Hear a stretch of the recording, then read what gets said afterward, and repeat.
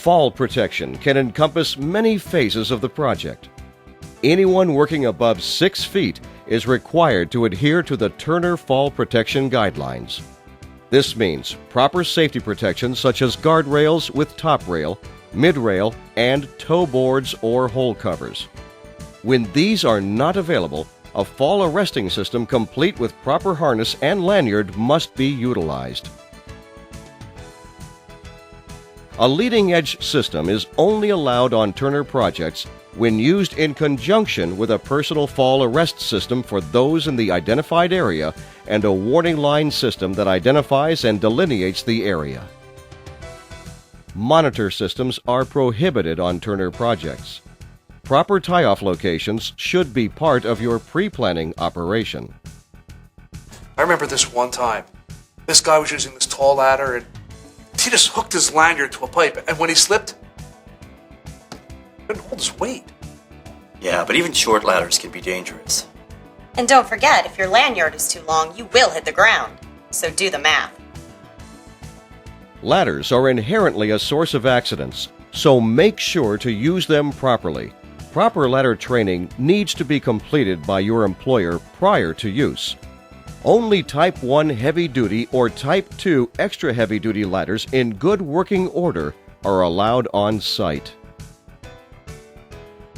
When using extension ladders, make sure they extend 3 feet beyond the top and are properly tied off at the top and bottom. Always use 3 points of contact when climbing a ladder. In an open floor area, be sure to properly guard around the opening with a corral and gate system. Materials should not be transported using a ladder unless the user can maintain 3 points of contact. There should be a rope next to extension ladders for moving materials. On self-supporting ladders, the belt buckle is a good rule of thumb. If you need to position your belt buckle outside of the frame of the ladder or the top of the ladder to access your work, you need to reposition or select another method to do your work.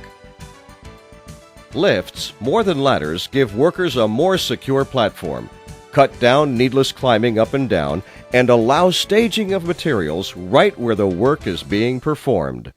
Proper pre-planning of your work should almost eliminate ladder usage. All aerial lifts used on-site must be used with a personal fall protection system. If using a scissor-type lift, the manufacturer or the project safety program will specify if a personal fall arrest system is required. What about lifts? What can we do to make their operation safer? They have to protect the area around the operation. This includes making sure that they are not working over people. And when they get in, they have to fasten the mid-rail chain. They need to stay within the lift and try not to reach or overextend themselves. And they better not stand on the rail or the materials in the lift. That defeats the guardrail.